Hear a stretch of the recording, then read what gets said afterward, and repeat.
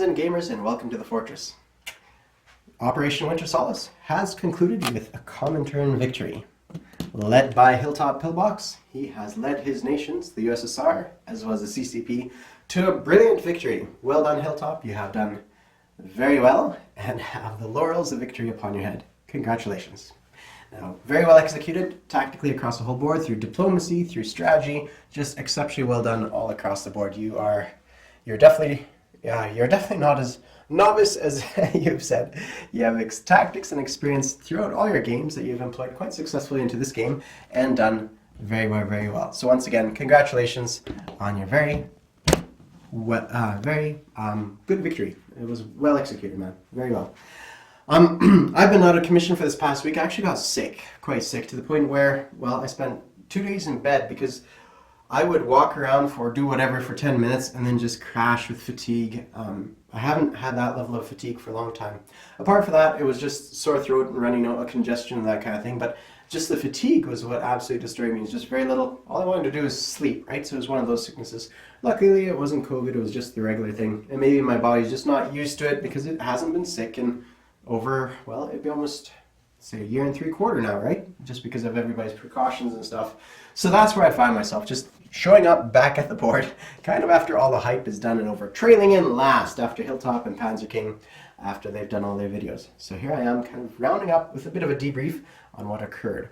So, as you all know, my strategy was something along the lines of keep my opponents balanced, tied for victory points, and thereby potentially prolonging the victory for a turn or 2 or 3. And I did that somewhat successfully, and I just did not realize that southern Ukraine over here and Belarus up there do not have IPP, which means, a point value, industrial production point value. So that means that the Soviets did not need to deduct victory points for those 2 territories, which made them 2 points above their opponents. Now, if it had gone the other way, the Axis would have won, because the dice roll is still the dice roll, and Hilltop rolled a 3, so the game would have ended with the Axis victory. But since those do not have IPP points on them, so that meant that the Comintern surged ahead last minute with 2 extra victory points. Now, if I had known that, I wouldn't have gone after this territory here in Thessaly. I could have happily ignored that and thereby continued the game. But, it was oversight. I did not read into the rules properly as much as I should have. Or not the rules necessarily, but notice on the map here, right? That was the issue. I thought for some reason, I should have checked, of course, but I thought for some reason those all in Western Russia were basically IPP value, but they're not. So that's kind of what ended up there, and that's why that strategy was torpedoed by my own neglect, as it were. So, but nonetheless, very well executed, and I honestly don't think I could have done too much to prevent an attack. A few turns from now, there's very little I could have done to prevent Soviet or Axis victory. They were just a little bit too strong. Things may have changed one way or another with the Soviets or the Axis tussling it out and gaining the victory, and there was not too much I could have done to counter them there. It would have been a very dangerous balancing act. I'm not sure I could have carried through. Now, it came to light later. The Italian victory points would not have been counted either, so that would have dropped down the Axis victory points by, what would it be? I think they ended up being at 12, and so with the absence of these, 3 victory points? So that would bring them down to 9. So I believe the Allies ended up with 8 victory points and the Axis at 9, and the Soviets, I think they ended up at 13, if I'm not mistaken. So they came in quite decisively way up there. Of course, we could have very last minute before the dice were rolled, just because the nature of YouTube wars is not so fluid, but the Axis player could have declared war as Italy immediately before the dice roll, and thereby garnering those 3 victory points. So that would have changed things up. But as it stands, just because the way it is, I would consider them practically at war, just for the simplicity of the matter of YouTube war. So yeah, so Axis got a nice 2nd place, the Allies got 3rd place, and the Comintern successfully got 1st place. So well done all around. Now, I wanted to go over some strategies that I was quite impressed by, that I thought was quite successful from the Axis, first of all, because they're the instigators, I suppose. But I guess we'll look into the Spanish Civil War over here.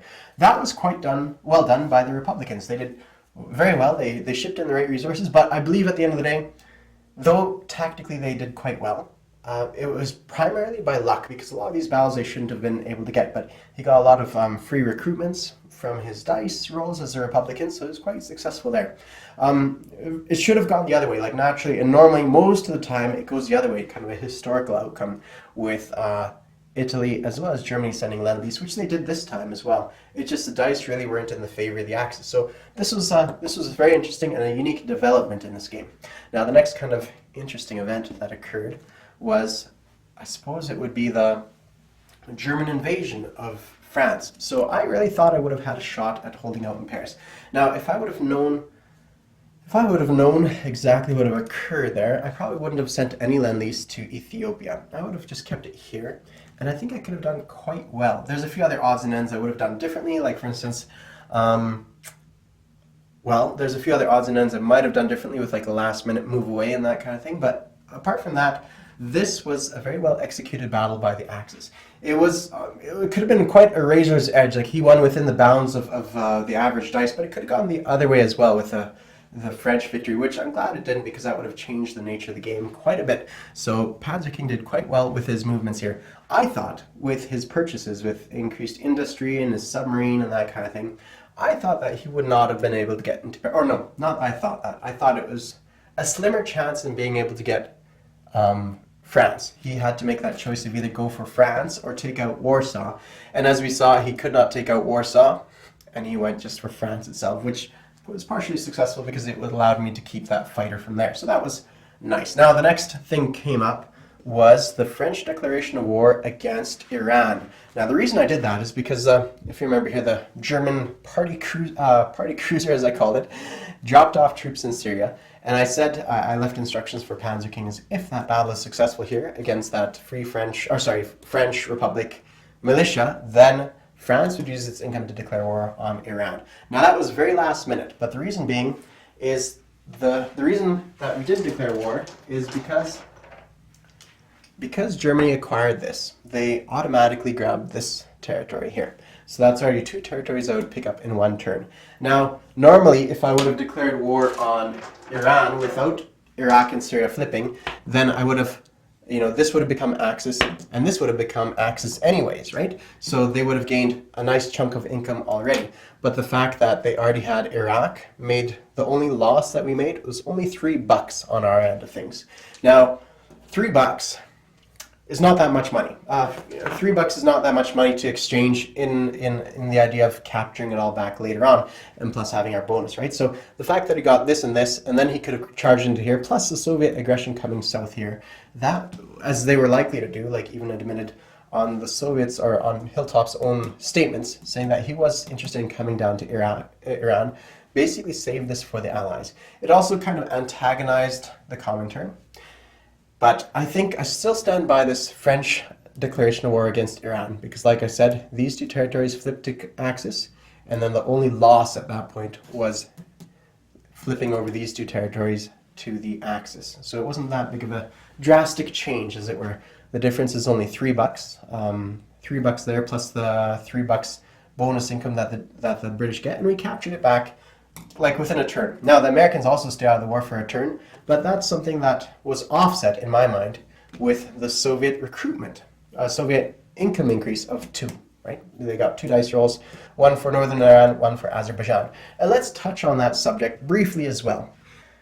So I have seen, like I completely forget about this, but I have a renter of mine that lives with me now, and he is an old friend of mine that we used to play most of my games of Global War 36. I played with him. And I said, I haven't seen this before with a Soviet and a German kind of alliance. And he said, no, you've done that to me once before. He's told me, I used to play the Allies, and you've done that once before. You tried it out as Germany, I think it was, where you signed an agreement with Russia, and you kept it the whole game. And so I have 0 memories of that, but that's because I've played enough games and it's far back now in history that I don't remember anything about that. But yeah, it's a pain in the ass. And so, okay, let me talk about that alliance for a bit. So one of the things the French did is they requested Lend-Lease from the Russians. Now, they said, look, Lend-Lease us an anti-aircraft and it'll help us hold off the Germans in their attack against France.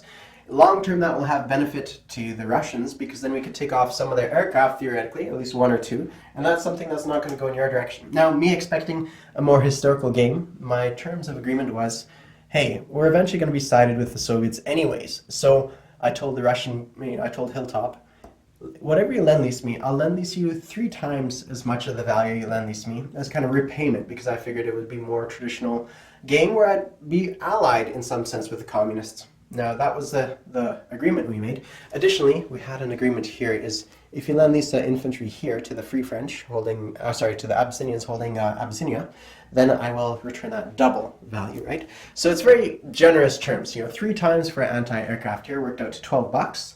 And for Ethiopia, it would work out to, $6. So we're looking at $18 I needed to return to the Comintern, which I had no issue to do with because in my other games when I play the Allies, I'm pretty generous with my lend-lease and really spread it lavishly across the globe. So I anticipate that I'd be lend-leasing, possibly even a fighter in a turn to the Soviets. So I thought I'd easily repay that once America was in at war.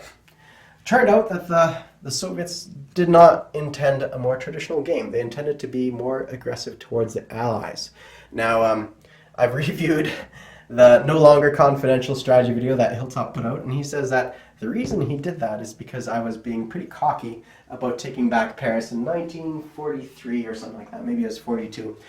Now, keep in mind, though I may have said that, and I don't deny that, at that time, we were exchanging all kinds of volleys of bravado, let's call it, where the German players saying, no, we need Lebensraum, we're going to capture everything, we need all this space, we need, we need France, we need Scandinavia, all the way down to Greece, as they very well succeeded with, right?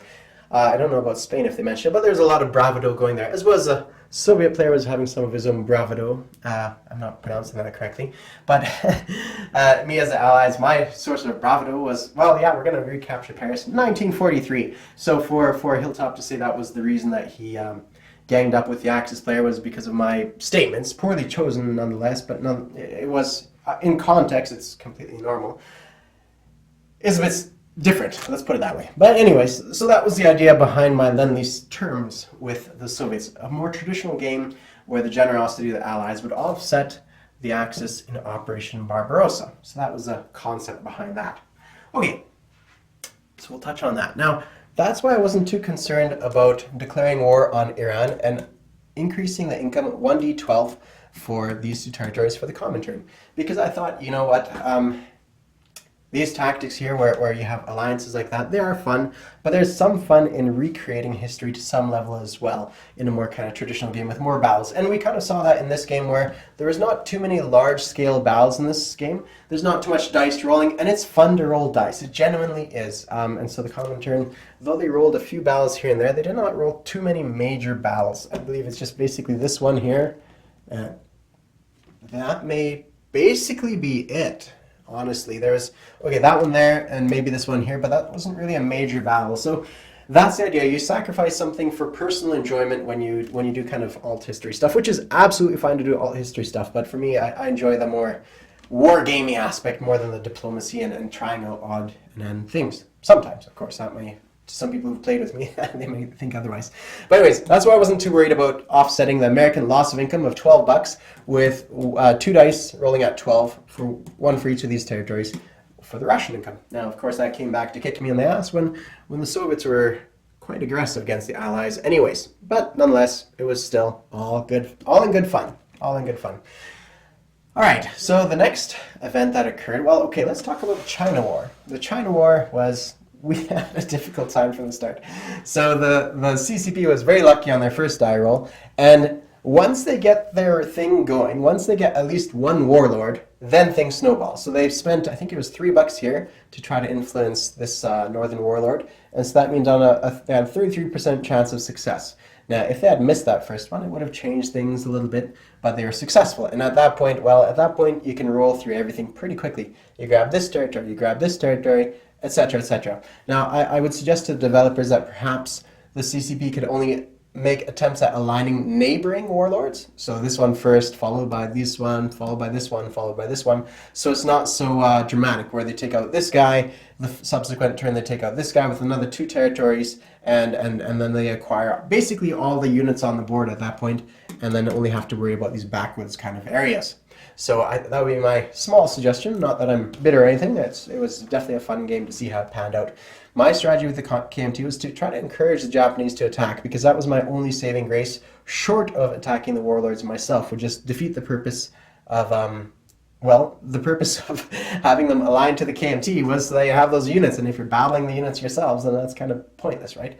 So that's the idea behind that. And as we saw, the Japanese did not take the bait and worked quite hand in glove with, is that the phrase? Hand in glove with CCP and taking out the Allies. So the CCP did exceptionally well by coming through here, maintaining an alliance with the Axis, and really threatening, putting pressure on Calcutta. Now there's a few moves I could have done in the subsequent turn, because I have, let's see, 1, 2, 3, 4 aircraft, so two fighters, a tactical fighter, and a jet fighter, where I could have really started to swing out here, and my next goal was to take out this area here. The 2 tanks, 4 cavalry, and 5 infantry, 3 artillery. Mostly offensive, yes, to come in here and do like we did in the earlier, the Cobra raids, the Cobra ambush, and do like a second Cobra ambush there. That was our plan, and to really start taking out these stacks around us before retreating back to here. Now it would have been, we'd lost a few units, but the opposite side is these are mostly offensive units, and so our defensive units, they wouldn't suffer too much because they're only going to be hit by defensive units here. So that's the kind of mentality behind that. We would have started taking a few territories back. As well as this, it would have been interesting at some point to like leap out a little bit and take some territory. Now, our plan was to eventually, in the next, I think the next turn, it would have been to come out here and to try to take one of these territories as the British, landing 6 units in one of these territories. And we could have done that here.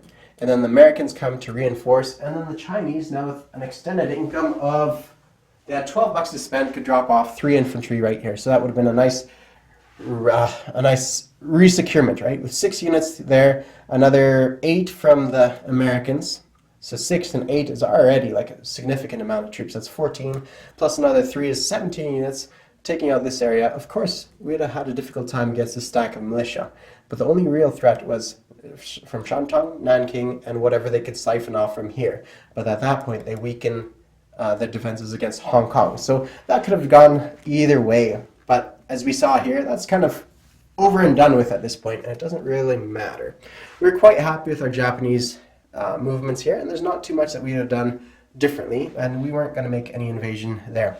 I had debated on building a few transports next turn. Actually, I already have. Here they are. And so those transports would have been employed in taking out Alaska and recovering it and getting us 2 victory points once again for the Allies. So really next turn is when things would have really started to turn our way, which is lucky for the Comintern and the Axis that it panned out this way. Now I still think the Axis or the Comintern would have been successful, because I think they would have made an agreement between the two of themselves. Not in any kind of negative way of holding another person down, but in the idea of like, look, that upstart is coming at us again, so let's pause our hostilities a little bit, and let's just whack them a good one here and there. Let's siphon off some troops to deal with this, and then we'll come back at us. So I think that's what it would have worked out. That either way we sliced it, I think it would have been, well, I'd go so far as to say even impossible for me to win this game, because at the end of the day, if it became a 3-way tie, who would they, if it became a 3-way tie and say the Comintern were the ones to dictate the winner, I would expect they would rather choose the Axis to win than it would be the Allies, right? So I would still be held down a little bit to some degree. Now, I'm not saying that I would get to that 3-way tie. It was a hope that I think is a little bit too far in the past at this point, but there's definitely things I could have done to encourage it to happen, that's for sure. So we've dealt with the Chinese territory, and the CCP have been quite successful there. Now, let's talk about the Japanese and what they did. The Japanese employed a strategy that was quite good. It's basically go after the Dutch East Islands first instead of China. It is quite good because you get to ramp up pretty quickly with your income, collecting all this income turn after turn after turn. But even with that, they couldn't hold out against the might of the USA. And the USA really went after Japan first because they couldn't afford to go after Germany because it was just too damn strong. And maybe things would have gone differently there, but that's what we had to do. We had to take out these money islands first, also because we know this is where a lot of victory points were most vulnerable to the Axis. So that's why we went in this direction, to take care of that. Yeah, so that's a scoop behind that. Now, what else? So the Japanese, though they did everything within their power they still were only limited to the money islands. So what could they have done differently? Well, in my mind, they could have still opened up that second option of going into China. But even that's very difficult to play. Now, for instance, perhaps what they could have done is take out these islands even sooner and then go after China. But honestly, I'm not sure about that. I think at the end of the day, Japan did really, really well going after these money islands. And if the Americans had done something differently, as in put a bit more emphasis into Europe, then Japan would have lived and thrived and done some great work. So that's just my 2 cents. I think the Japanese did that even though they look defeated here, I think it was not by fault of their own. It was just by the American emphasis, outgunning them per se, or something along those lines. And again, the reason America outgunned them is because they knew that they were under threat here in India, so they had to put more emphasis in the Pacific and in the Chinese theater, let's say. Okay, this battle here, the Battle of the Hilltops, was fantastically executed by Hilltop. Well done, and exceptionally well done. Like, building stacks of troops here that can range out to here, and it became like a arms race on who was more powerful. Now, I think I would have held out the Comintern if I had not lost London and the British income. In that case, I would have been able to hold out onto this, at least for a turn or two longer, before I tactically retreated or did something along those lines. And every turn I bought would give me some advantages of the Americans coming in and assisting us or something along those lines. But that was well done, well executed. The fact that the pressure on London, taking out London, basically castrated this place, right, and allowed the Soviets to come in and take it out. So very well done. I wasn't diced or anything like that. It was just definitely a clear victory by the Comintern. Very well executed. The only downside was that they took off my AA. I'm still bitter about that, Hilltop, sorry, with the first strike. And I know that's what I said in my message and stuff, but that's not really, that's not quite that. It was under normal circumstances. But anyways, a very glorious victory won by the Comintern. Very well executed. And just definitely, I was running, doing everything I could to hold him off, and there really was nothing I could do. Just very well done, masterfully executed. I would go so far as to say that. So now Italy did quite well in negating much of the British strength. Now Italy, it's tough to say with Italy. Like personally, I find Italy is fun to play around with. You could do odds and anything. In this case, because it was just a 3-player game with one person playing the Axis, I think Italy staying out of the war entirely was a completely natural thing to do, and less of a headache as well too. So I totally get what Italy did here, and it makes absolute sense, and I would find myself in that position as well. Last game I played, Tanks on the Tundra, I actually considered leaving Italy out of the war entirely as well, up until one of the members there at the table said, yeah, I saw this done in the other game, and that they thought it was interesting but kind of boring, and so in that case I was like, dang, okay, I gotta do something else with them. I can't let them sit out the war. And so I engaged in something else. But I completely understand this strategy by the Italians, and they did quite well in threatening, well, my British holdings in Egypt, Gibraltar, and also the stuff here in the east coast of America. Now, I think at some point I decided, well, what's the worst that could happen if they did engage? And I tried to always properly engage my British forces, my Navy, by coming into here and doing a few odds and ends things, knowing that the Italians are going to kind of take it easy anyways, and so I kind of took advantage of their passivity. But I'm sure if it was if there was a dedicated Italian player, then this would be quite a different story, and I'd find myself not only pressed in Britain, but all along the coast of the Mediterranean, as well as over here in India, and just absolutely well done. Now, Italy, in my opinion, did well in the idea of lend-leasing units to Germany, but of course that hamstrung Italy as well. So perhaps they should have done a few more transports, would have done amazing stuff, because right now the only threat projection they had is 2 land units plus the aircraft and shore bombardment. So once I one-shot with double casualties those land units, then the invasion is going to fail. So all I really needed to do is guarantee, or have sufficient units to guarantee 1 hit, and then after that I could react as needed for the rest of the troops. So I think, in my opinion, they should have built some more Marines, as well as a couple more transports to really sink home that threat. Now, that's my opinion. Now, one thing I kept to myself, but I probably should have mentioned it, is if the Russians and the Germans were working so closely, the Russians could also declare war on Italy, and then Italy would start gaining its wartime income plus its wartime economy roles, and Germany could lend these to Italy as well. It would just be this whole, I mean, they might be able to already beforehand, maybe not, but they could lend these to Germany as well. And then they become this massive power, and the Allies still couldn't declare war on them because the Allies would be still, like, the only way the Allies could declare war on a nation is if that nation has declared war on somebody else. So that's a strategy that, if the Russian player wants to, could really enable the Italians from to really get to their wartime footing, collecting massive amounts of income, their bonuses for having the med empty of enemy warships, and really start putting some serious pressure on Egypt and Gibraltar with their wartime economy of two dice at 6, right? And that's an extra, that almost doubles their income per turn. So that would have been really quite deadly, and something that I'm sure will be done in the future. So I didn't want to bring it up because that would have made it even harder for me, but perhaps I should have. Okay, so that was that for Italy. Just well done all around. Now Ethiopia, Abyssinia was quite good because that gets them that victory point, so they needed that for sure. So well done there. Well done there. Now, the next major event, now I skipped over a bunch of stuff, but the next major event was when the presence of the communists, no, maybe before that. One other major event that occurred was the German invasion, no, the German attack. Yeah, it was like, I believe it was what was it, an airborne? Or maybe it was just 4 or 5 fighters plus some medium bombers into the British Midlands against my 1 militia and 3 fighters.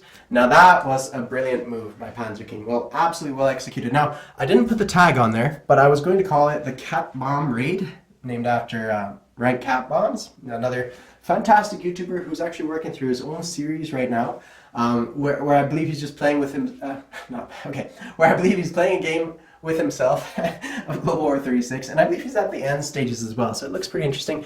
Definitely check it out, so have a glance at that. So the Rank Cat Bombs Raid, where he took out a huge amount of my forces. He cleaned me out. He took out all 3 of my fighters plus the militia, and unfortunately he was diced, but it was still a brilliant move, but he was diced. And he lost, I believe, 3 fighters of his own or something along those lines. So it was a costly victory. Well, it was an equal balance battle, where we both took equal casualties, if not me taking a little bit more. But the fact that he took off, the fact that our relative strength, that I'm so much weaker, it was much more of a loss to me than it was for him. So that was very well executed, and it definitely was a can opener move to taking out London. So that was, the Cat Bombs Raid, executed by Panzer King, just brilliantly thought of, executed. Definitely an oversight of my own, just well done. Now the next move coming up would have been the Soviet presence of submarines off the coast of Labrador here. Now, at that time there was no German units in the whole Atlantic, like nowhere at all. There was something, I believe, off the coast of Denmark there, but that was it. Now, and there was like, what was it, 3 or 4? 3 submarines, maybe 4 submarines in Sea Zone 8 over here. Now, at that point, I was like, look, I know the Russians are going to go to war against me. They stacked up all their kind of offensive units here and just put 2 militia up there. They had the power. They didn't have the power to take out Gibraltar, but you could definitely tell that they were either expecting an attack from the Allies and not expecting an attack from the Axis, or just were gearing up to attack Gibraltar if it ever became apparent.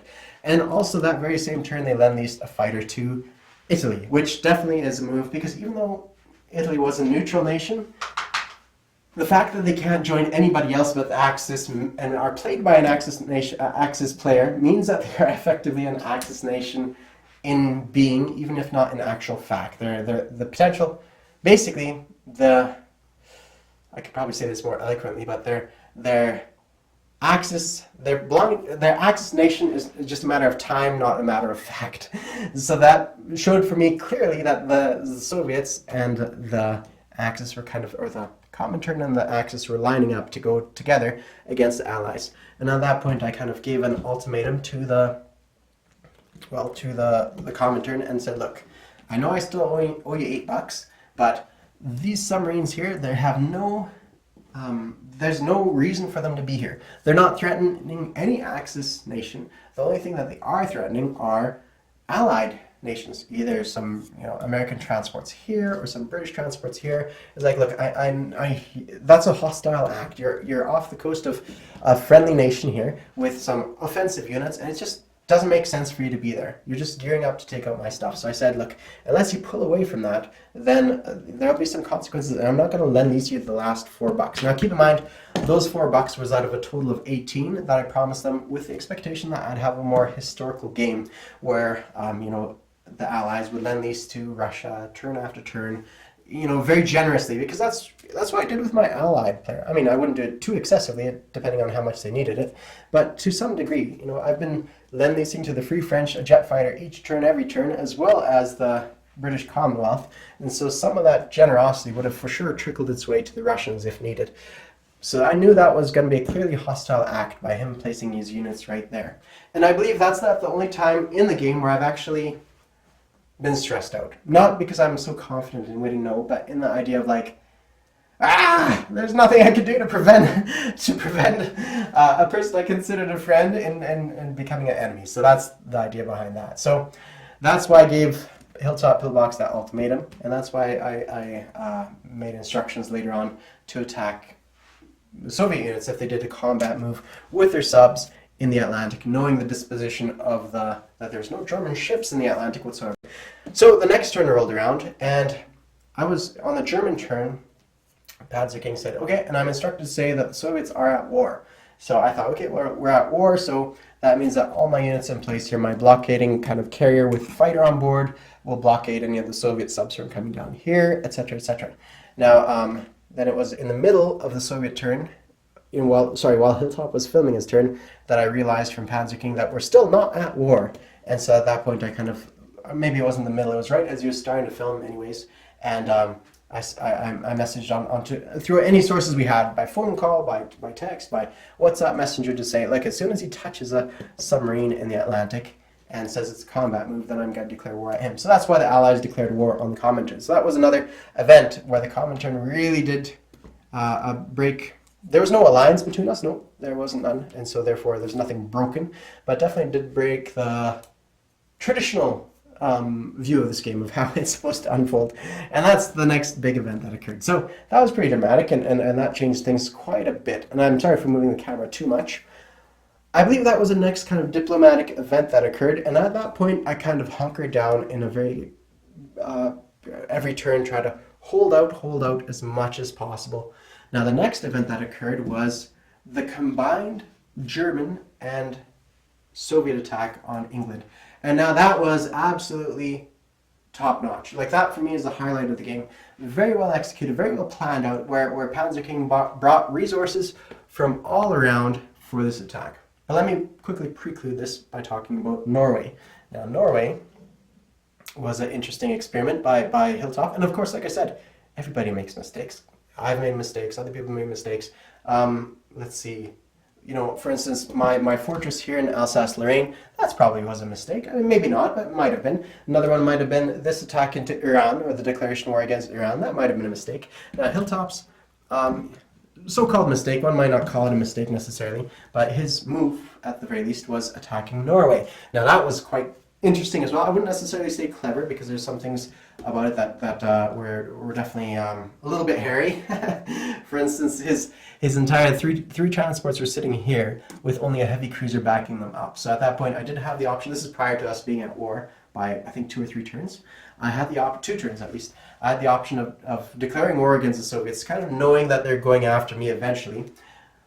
I had the option of declaring war against them and wiping out the threat to the British mainland with minimal risk against myself by taking out that force. And it really wouldn't have taken much. I could have flown 3 aircraft from the British Midlands, if they still existed, I can't remember exactly, gone out here, wiped them out, and there would be nothing left over for him to invade England with, and it would really mess up an invasion. Now, I was told, no. Anyways, so that was interesting. Hilltop asked me not to attack them, saying that he's going to withdraw from Norway, and which he did with his navy. He withdrew back to Sea Zone 16, and he did capture the rest of Norway. Unfortunately, he flipped Sweden into Axis, which didn't hurt him in the long run. It gave him a few units, but at the end of the day, it didn't cost him the victory. So that was an interesting experiment. It could have been a mistake, but it didn't end up being a mistake. So that's one thing I wanted to point out as a kind of unique thing that occurred this game. So that was kind of fun to see. Now, back to the main event, or the main event from Operation Winter Solace, the attack on London and British Midlands. Now that was a well done game. Now initially, 7 fighters came in there, which was a huge attack that was quite dramatic and quite drastic. And at the end of the day, it turned out it was only 5, so I had to re-roll that just because it's a crucial battle that was the highlight of the game, in my opinion. A big dramatic battle that occurred in the capital city of London. It's the one that basically tipped the game from ending, because he would have needed a roll of 2 otherwise to end the game, and because London was in enemy hands, it gave him a roll of 3. So if London had not been in the picture, the game would still be going on to this day, probably.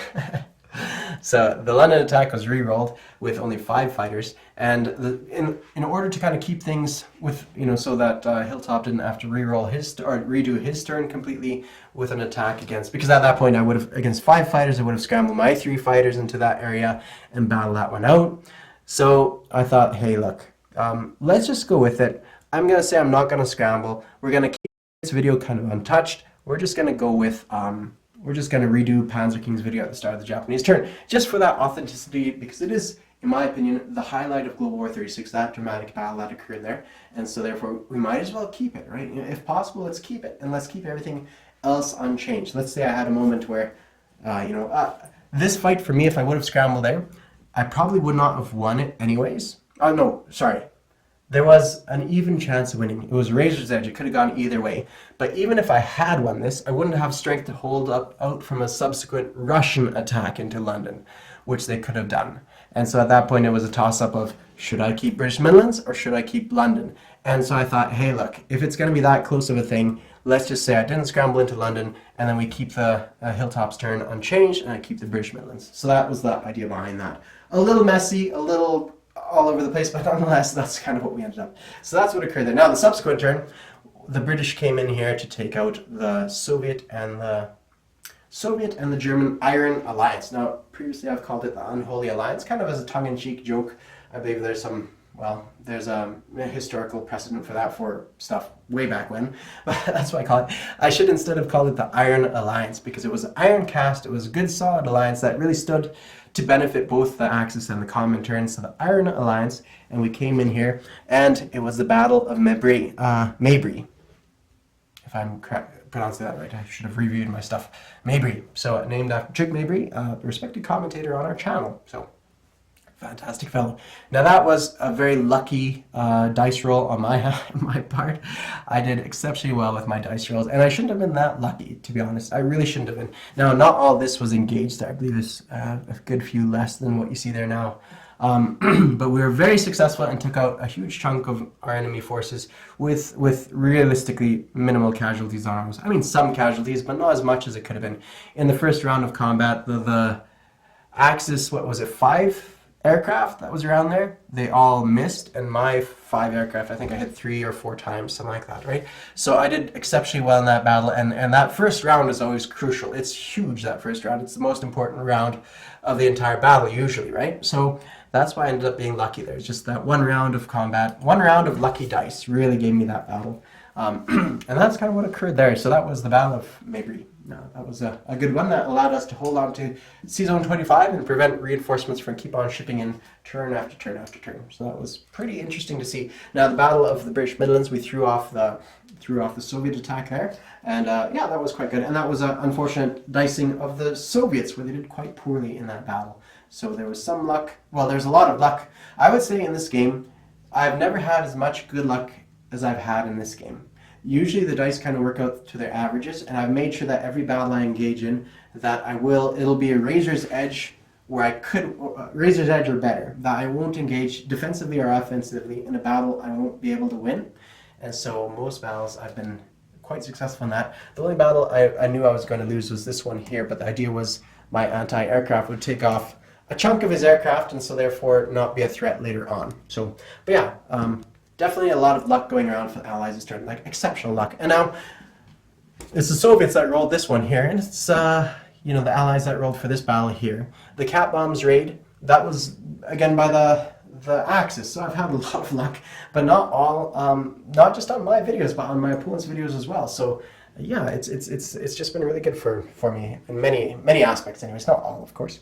Now, what else can we talk about? So those are the fairly major battles that occurred there, and then we get to this battle here that we talked about. That was the next kind of dramatic battle. With the fall of London, that allowed the Soviets to gain the upper hand here.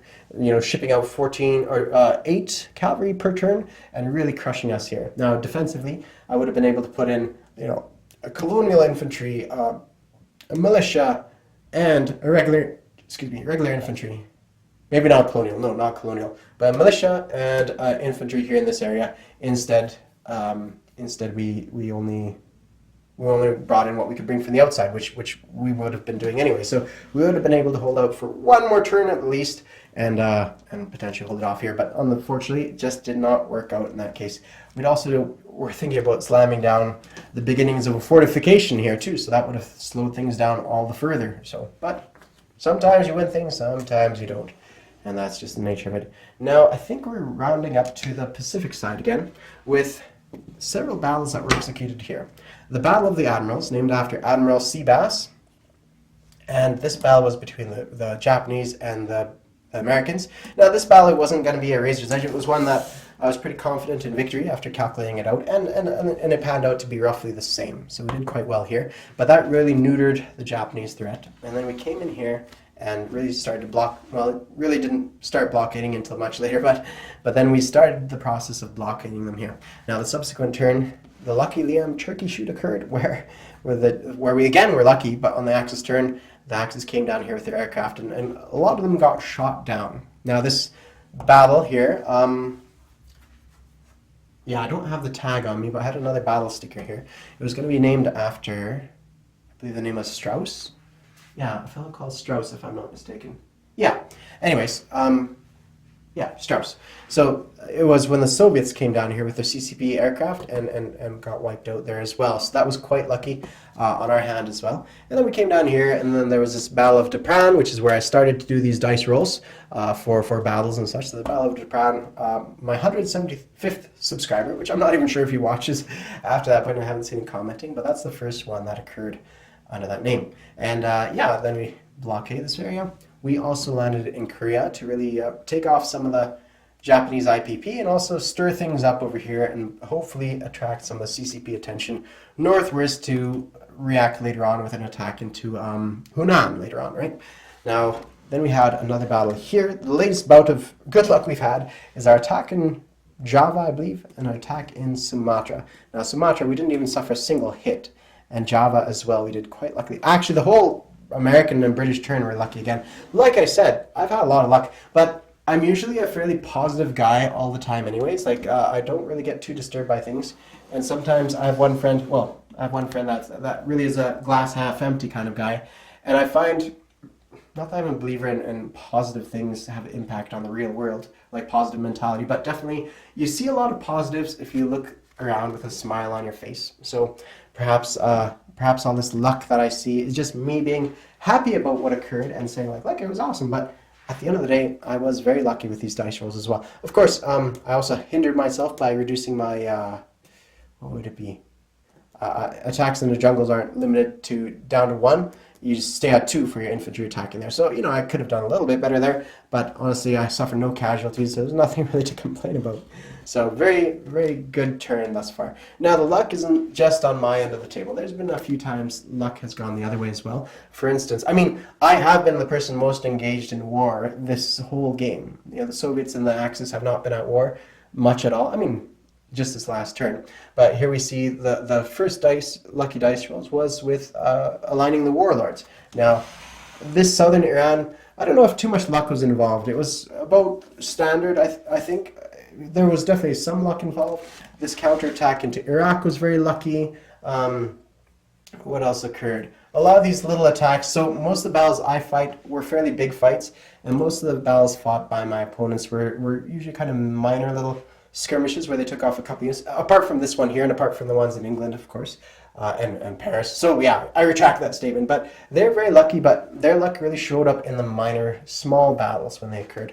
Now, there's one distinctive battle I remember that they're quite lucky. Oh, I suppose Leningrad is the latest one, where they just went in there and just swept the board clean of the opponent. Now, there's other battles too where they just took off a lot of units, like in Scotland, where they took off a lot of units. But realistically, I fought more bigger battles than my opponents, and so therefore no, that's not true because I'm always getting being against. Okay, like this.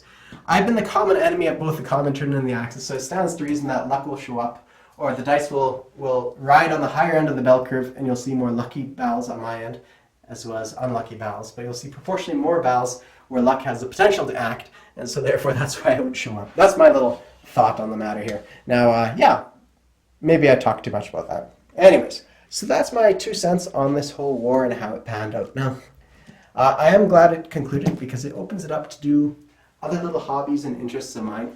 But let's talk about the end game stuff. Now, I would have wanted the game to go on a little bit further, not so much as give me a chance of victory. No, I wanted to see how it would have panned out with an actual Barbarossa, with these two giants, Panzer King and Hilltop, really pushing at each other, just punching out at each other. I think that would have been really fun to watch. The push and shove, the ebb and flow, where the Germans, do they move forward or do they kind of pull back? Do they take out Smolensk and Kiev, or do they, do they wait a little bit? Do they, I really wanted to see that. I wanted to see these big dice battles rolling, and also to give myself a chance to breathe and watch other people's stuff and see some interesting battles on their end. So I really wanted to see that.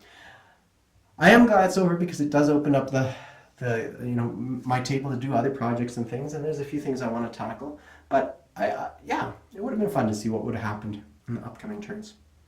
Definitely, I would have really liked to see that. Now, what have I learned in this game? Oh, so much when it comes to like naval battles. Oh, sorry, submarines and their anti-submarine kind of ways things work.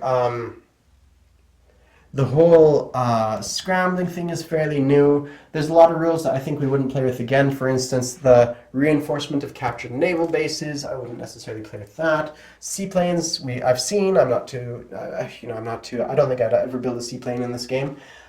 Just all around some fantastic stuff that I've seen. The CCP have done some brilliant, amazing, very unique kind of fun things to play off. The Russians as well. Basically, everybody has had a really interesting, unique game, which for me is always a lot of fun to have a unique game. Of course, I like the more traditional thing too, but once in a while, it's awesome to see a fun, unique kind of game where all kinds of unique stuff is happening. So things were really cool. So let's see. One big thing I learned in this game is, surprisingly, I'm not so good at the charisma, the diplomacy, the propaganda, that kind of thing. For me, I get really tunnel vision into the strategy side of things, and I just play to win, essentially, right? That's kind of what I do. But I always tend to neglect the player sometimes, and so for me, one thing I really learned in this game is it's also a game with companionship. You're not playing in a vacuum. You know what you say, what you do, what you think, your attitude you bring towards the game can impact the other players in negative and positive ways. And if I win a battle, I have to acknowledge too that the luck of the dice or that kind of thing. I have to be honest and not just say, yeah, we won, but we have to also have to respect our opponents and just really honor them even in their defeat of their battles, right? That's the correct matter of things. Now, that's a bit hard to do in a YouTube war kind of setting, where you're in a room by yourself. For me, it's always at 2 a.m. or 1 a.m. that I'm doing these things, so I kind of really get single-minded focus. But that is the biggest thing I think I've learned in this game, is to really just to be a good fellow, to really enjoy the companionship, and not just enjoy the strategy of the game, but enjoy the atmosphere of the game as well. Like to sit back, drink a beer, whatever it all else is, and just to really like chillax and not a beer, but a glass of wine or whatever a person enjoys, but to really be part of that. Now, for me, I'm still not going to be good at the whole propaganda, diplomacy, and that kind of thing behind it, right? I'm not a type of person that I don't have Panzer King's charismatic kind of role-playing gift, nor do I have Hilltop's kind of charismatic kind of I don't know what I'd call it.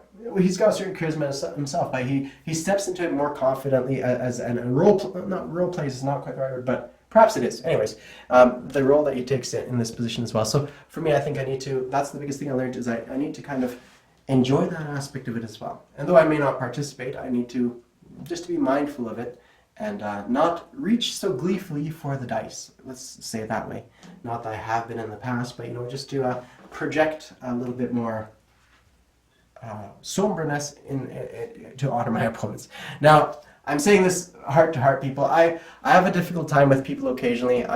For me, homeschooled, son of immigrants, I've had a very sheltered life in many aspects, and so I'm not good with people. I'll say that up front. I'm not good with people. I've also bucked the system. Like, my parents escaped from a communist Czechoslovakia, actually, back in the day, and so it's kind of bred into me to really buck the system, buck the trends, buck the standard way of doing things, and so that's, in my mind, what makes me a good game player, but it also makes me sometimes difficult to get along with. And so in my path, I've stepped on many toes, and I would like to sincerely, humbly apologize for that, both to my opponents as well as other people in the community, if when I've caused offense. So I really do mean that from the bottom of my heart. I really do apologize for causing offense with my words, kind of unknowingly, unmindfully. I didn't really play with the kids on the playground, because my playground was the woods next, the woods, 100 feet away, kind of thing, right? So for me, it's something I need to learn, and that's why I say, for me, the biggest learning experience from this YouTube wars is just the people around it, the atmosphere around it. And that is it. So I've talked myself an hour's worth of stuff. Let's talk about what the future holds. So the future holds a few odds and ends. I want to talk about other board games. I want to perhaps even do the board game I'm developing kind of on the side. Perhaps I might go into some of the proposals I had for Global War 36. Now that I have a bit of a platform that I can discuss these things, and members of the community who might be interested, something like sea-centric C-zone proposal. I might reissue that one. I put it out once before, but the whole idea that the island shouldn't necessarily be the sea within a C-zone, but rather the borders of a C-zone, and how I'd go about doing that kind of thing. I want to talk about board games like Napoleon in Europe, Fatal Alliances, Twilight Imperium, a few odds and ends like that, as well as my own board game I'm developing as well, and some unboxings as well. So, I want to say quickly, Panzer King has done amazing work in this game. Absolutely amazing. His strategy has been grand. My thinking too with this whole with his whole focus on industry and submarines, I thought that would have the upper hand. Turns out I was very wrong, and he very successfully took out Paris very handily, right? I've impressed with his strategy of fortifying Europe and making it quite strong, and eventually getting much of Europe and Turkey into his grasp. The Soviets, I've been impressed pretty much from the start. Their ambition in China, their ambition in Iraq, and Finland and Norway and Mongolia was the first one, I suppose. So I've just been really impressed with their ambition and their willingness to do the unthinkable, let's say. Unthinkable, in reference to Operation Unthinkable, right? I've really appreciated that. Hilltop has really shown us some really cool things that can be done as the Comintern. Now, even in my, whatever it is, 2 games, I haven't seen the Comintern be as successful as they are here now, where they've taken out, Norway, they've taken out the Middle East, India, CCP. I haven't seen that. Now, maybe it's because I'm playing, I'm misplaying the Comintern, or playing too much Axis aggression against the Comintern, that kind of thing.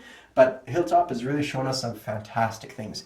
For me, the most impressive thing, though, has been this Iron Alliance between the Axis and the Comintern. It's been absolutely well executed, well done, benefiting both players.